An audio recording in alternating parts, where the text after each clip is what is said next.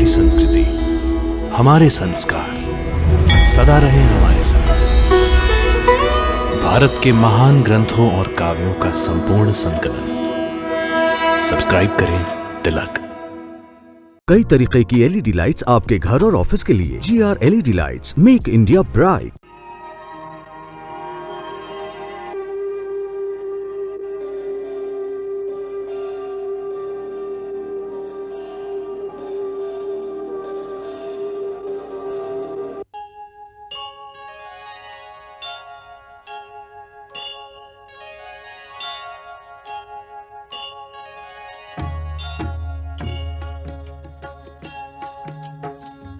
सीताराम चरित अति पावन, मधुर सरस अरु अति मन भावन।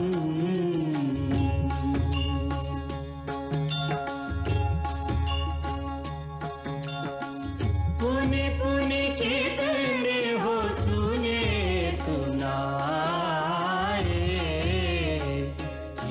की प्यास बुझत न बुझाए।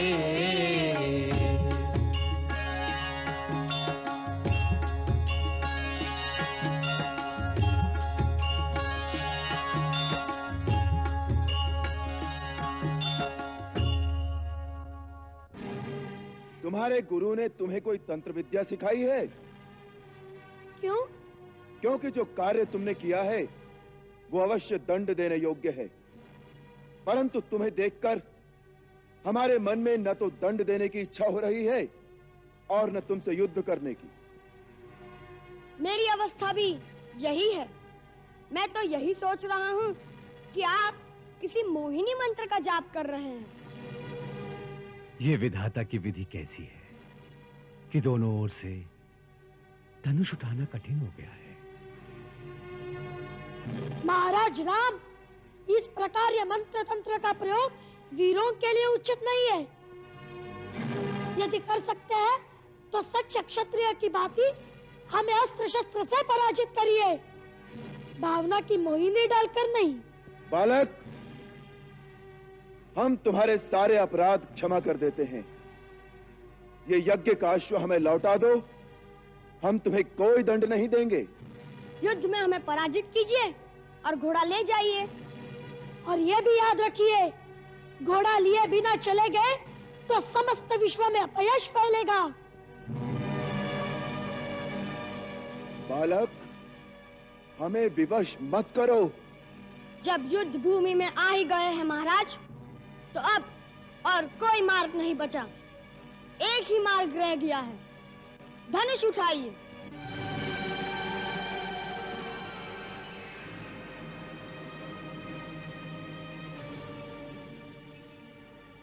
महाराज राम, क्षत्रिय केवल बातें नहीं करते, युद्ध करिए, युद्ध।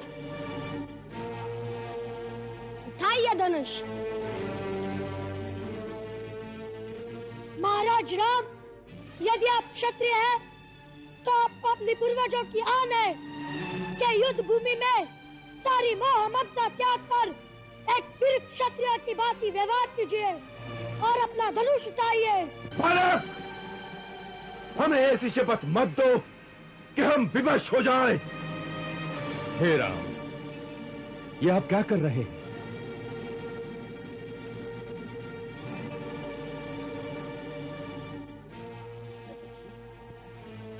बालकों की बातों में आकर ये क्या अनर्थ कर रहे हैं आप?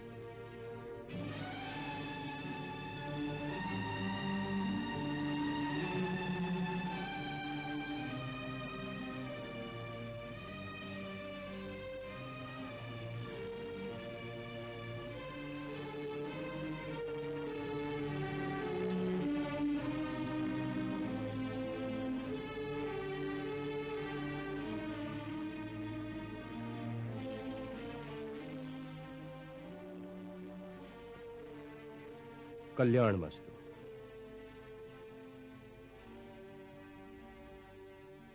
प्रभु, स्त्री, वृद्ध और बालक इन तीनों के जीवन की रक्षा का भार तो राजा पर ही होता है।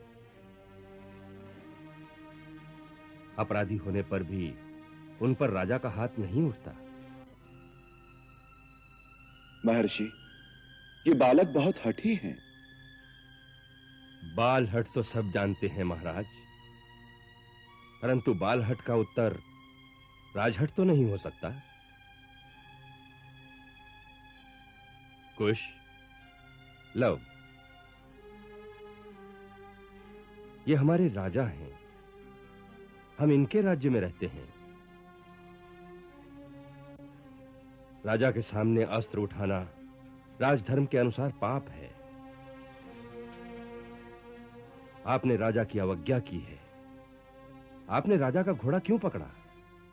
2 कारणों से गुरुदेव। पहला कारण तो यह चुनौती है जो इस घोड़े के मस्तक पर स्वर्ण अक्षरों में लिखी हुई है। सुनिए क्या लिखा है। राजराजेश्वर छत्रपति महाराज श्री रामचंद्र के अश्वमेध यज्ञ का यह अश्व दिग दिगांतर में स्वतंत्र भ्रमण के लिए छोड़ा गया है। इसके आगे नतमस्तक होने वालों को महाराज राम की शरण प्राप्त होगी और जो इसे पकड़ने का दुस्साहस करेगा उसे श्री राम की सेना से युद्ध की चुनौती स्वीकार करनी होगी।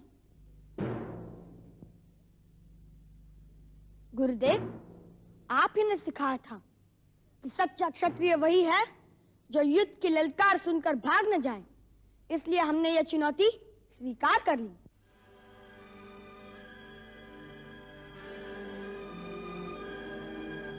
और दूसरा कारण? कुछ भैया को महाराज राम से कुछ प्रश्न पूछने थे, सो मैंने सोचा वैसे तो हमारी भेंट महाराज राम से हो नहीं सकती। यदि यह घोड़ा पकड़ ले तो उसे छुड़ाने के लिए महाराज राम स्वयं आएंगे और कुछ भैया उससे प्रश्न भी पूछ लेंगे। पूछो, क्या प्रश्न पूछना चाहते हो? एक ही प्रश्न है महाराज कि हमारे गुरुदेव कहते हैं आप मर्यादा पुरुषोत्तम हैं, परंतु यह कहाँ की मर्यादा है कि उस पत्नी का जिसकी पवित्रता पर आपको स्वयं विश्वास है केवल कुछ लोगों की निंदा के कारण त्याग कर दिया जाए और उसे निस्सहाय अवस्था में वनवास के दुख भोगने पर विवश कर दिया जाए? यह कौन सा धर्म है? राजधर्म।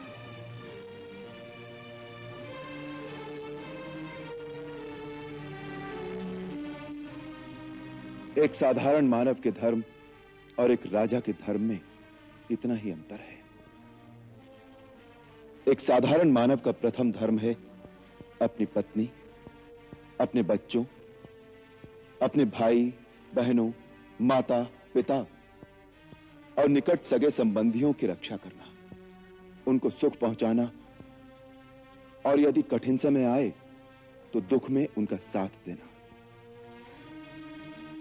परंतु वही मानव जब राजमुकुट पहनकर राजा बन जाए तो उसका प्रथम धर्म अपने निजी सुख या दुख और अपने निकट सगे संबंधियों के सुख दुख में उनका साथ देना नहीं रहता, वरन राजा का धर्म केवल प्रजा रंजन होता है।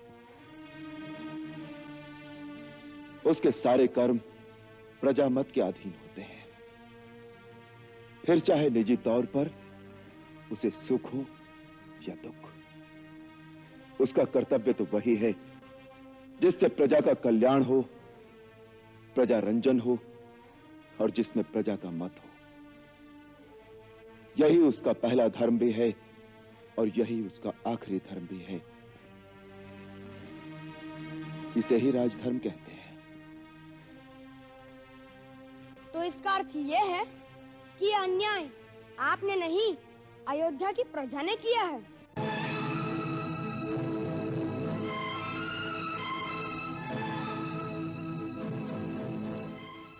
जो अयोध्या की प्रजा ने किया है उसका उत्तर अयोध्या की प्रजा से मांगना चाहिए।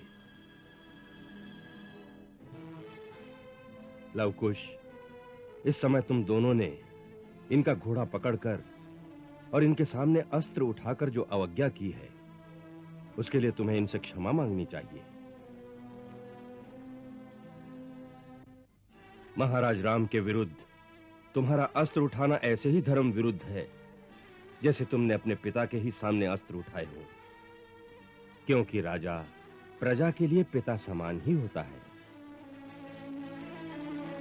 शास्त्र कहता है कि पिता ही सर्वभूतानां राजा भवति धर्मता। इसलिए तुम्हें इनको पिता समान आदर देकर क्षमा मांगकर यज्ञ का घोड़ा लौटा देना चाहिए। जो आज्ञा गुरुदेव।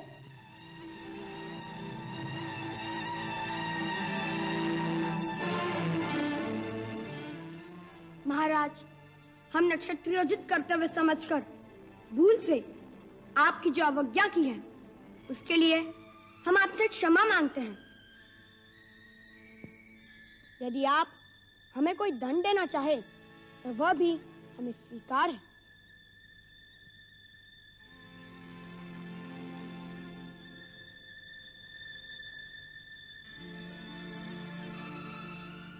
तुम दंड के अधिकारी नहीं हो बालक। तुम्हारे जैसे वीर, गुणी और ज्ञानी बालक जिस राजा के राज्य में हो, उसे उन पर गर्व करना चाहिए और पुरस्कार देना चाहिए।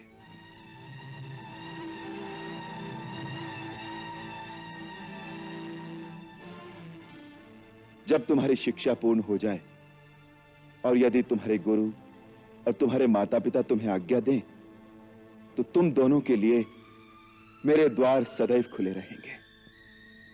उचित समय आने पर ये दोनों आपकी इस उदारता का लाभ अवश्य उठाएंगे। कुश, वत्स, अयोध्या की सेना पर इस पहली विजय से तुमने मेरी विद्या सफल कर दी। अब चैतन्य अस्त्र द्वारा इन सब की मूर्छा भंग कर दो, जिससे महाराज समस्त बंधु बांधुओं सहित जाकर अपना यज्ञ संपूर्ण कर सके। जो आज्ञा गुरुदेव। चलिए महाराज।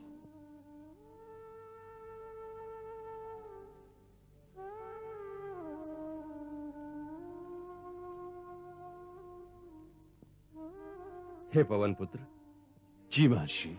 आप यज्ञ का अश्व ले जाइए। जो आज्ञा।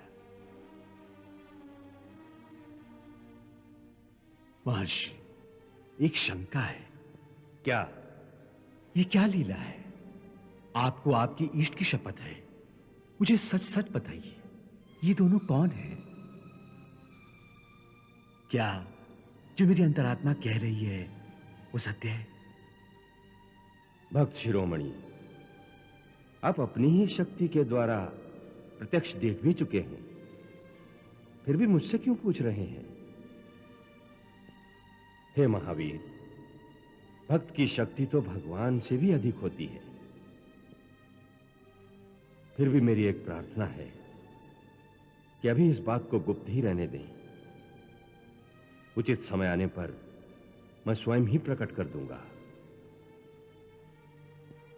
मैं देख रहा हूं, विधि का खेल बड़ा विचित्र होने वाला है,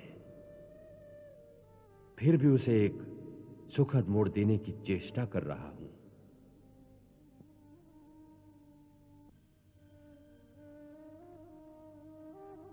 आपके भक्त सफल मनोरथ हों। पुत्री, पुत्री, सुना तूने? लव कुश ने अयोध्या की सारी सेना को पराजित कर दिया। क्या? अयोध्या की सारी सेना को पराजित कर दिया। अयोध्या की सेना को? केवल सेना को ही नहीं, वरन उनके सारे योद्धाओं को भी परास्त कर दिया। माताजी, भरत, सुग्रीव, लक्ष्मण, शत्रुघ्न, सबको भैया ने परास्त कर दिया। भरत, लक्ष्मण, इन सब के साथ तुमने युद्ध किया? क्यों? कैसे? छोड़िए ना इस बात को। एक छोटी सी लड़ाई थी, समाप्त हो गई। देखिए ना, हम आपके लिए कितने सारे कमल पुष्प लाए हैं आपकी पूजा के लिए। यह अनुष्ठान आप जल्दी जल्दी पूरा कीजिए, जिससे शीघ्र ही हमें हमारे पिताश्री के दर्शन हो सके। खुश, मेरी बात को मत टालो। मैं जानना चाहती हूँ कि तुम लोगों ने भरत, लक्ष्मण, शत्रुघ्न के साथ युद्ध किया, क्यों किया?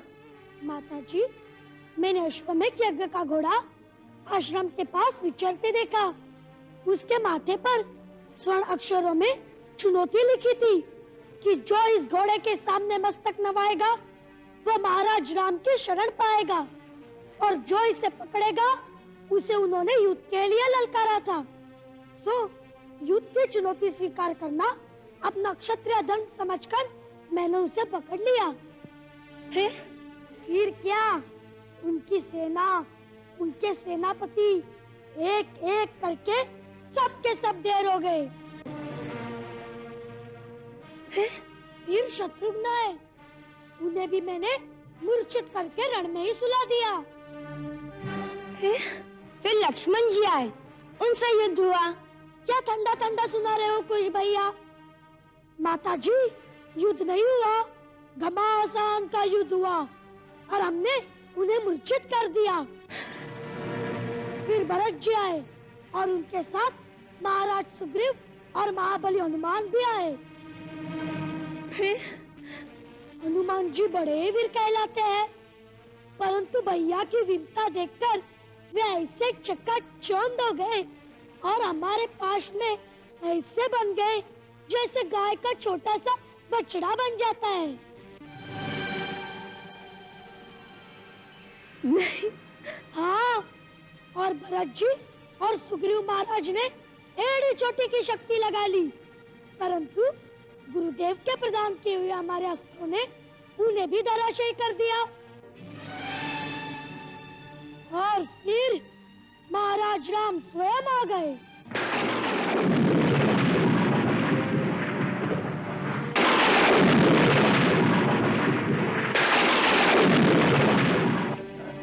क्या महाराज राम स्वयं वहां आए थे और तुम लोगों ने उन पर धनुष उठा लिया?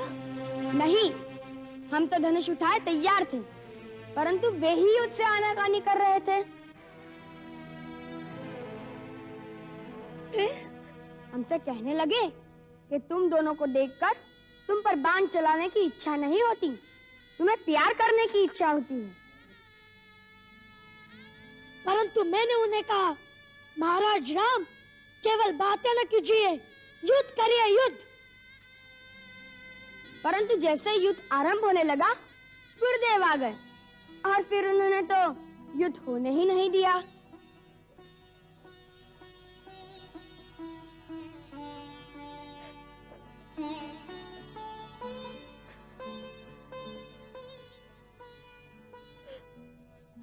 प्रभु का कोटि कोटि धन्यवाद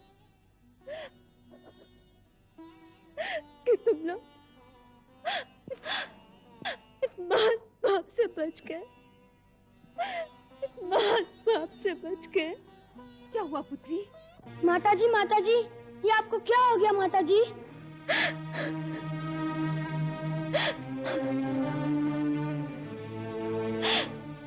तुमने आज वो किया जो तुम्हें नहीं करना चाहिए था। इसका तो प्रायश्चित भी कठिन है।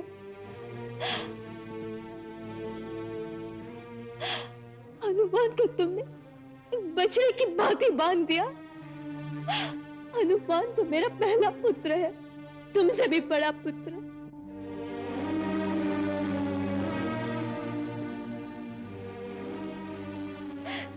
भरत, लक्ष्मण, शत्रुघ्न, ये भी मेरे पुत्र ही हैं। तुम उन पर प्रहार करोगे तो मेरी क्या दशा होगी?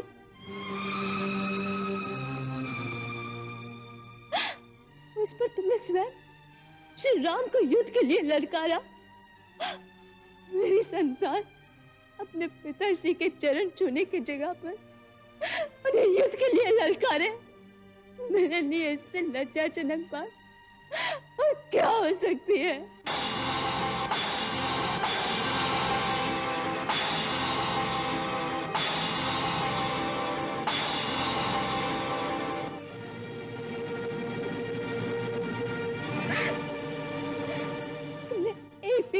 में जला दिया होता तो उसके पश्चाताप में मेरे लिए अपने प्राण देने के अतिरिक्त और कोई मार्ग नहीं रह जाता, और कोई मार्ग नहीं रह जाता।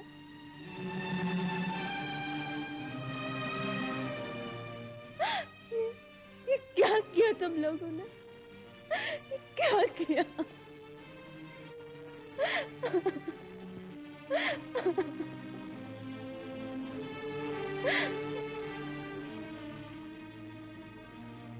ये आप क्या कह रही हैं माताजी? महाराज राम हमारे पिताश्री हैं। हाँ पुत्र,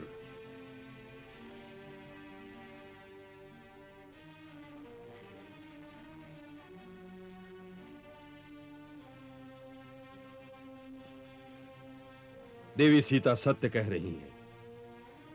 महाराज राम ही तुम्हारे पिता हैं।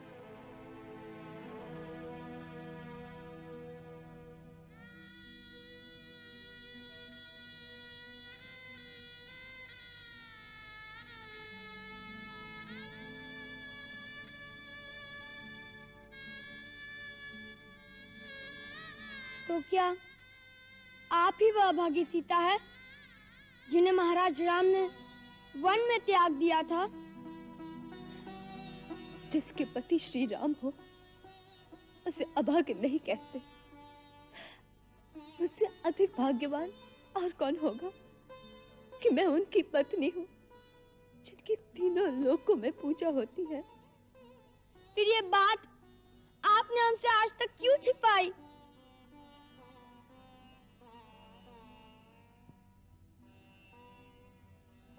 हर बात के प्रकट होने का उचित समय होता है। इससे पहले यह बात प्रकट हो जाती तो तुम्हारी माता के लिए कहीं भी सुख सुविधा से रहना असंभव हो जाता। हाँ, अब वो समय आ गया है जब तुम्हें अयोध्या वालों से यह प्रश्न पूछना होगा कि उन्होंने तुम्हारी माता के पवित्र आंचल पर निंदा के धब्बे क्यों लगाए।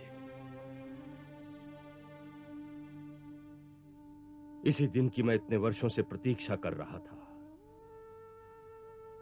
अब तुम्हें अयोध्या जाकर घर घर में सीता की करुण कथा सुनाकर अपनी माता के पवित्र आंचल पर लगे हुए धब्बे को अयोध्या वालों के अश्रुओं से धोना होगा।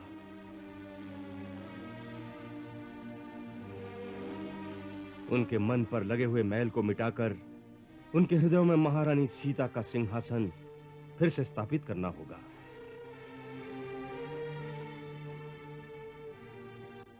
प्रजा का मत बदलकर उसे अपनी माता के सामने नतमस्तक करना होगा, जिससे उनके पाप का प्रायश्चित हो सके।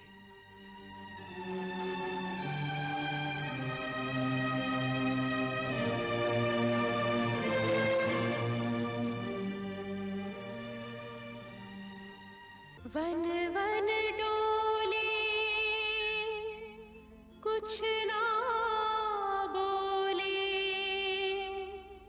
सीता जनक दुलारी।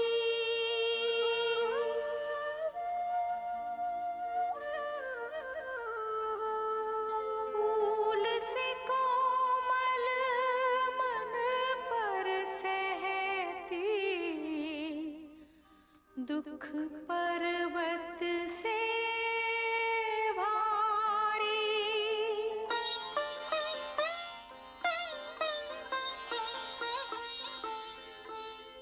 धर्म नगर की वासी कैसे हो गए अत्याचारी।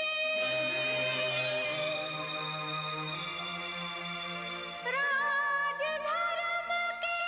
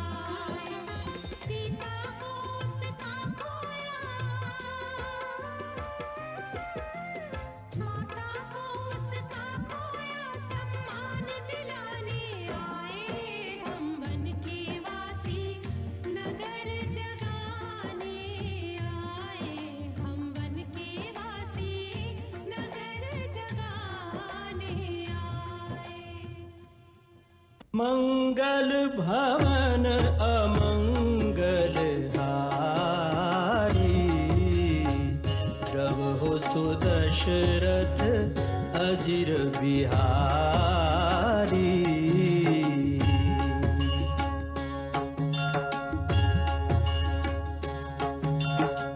सीताराम चरित अति पावन, मधुर सरस अरु अति मन भावन।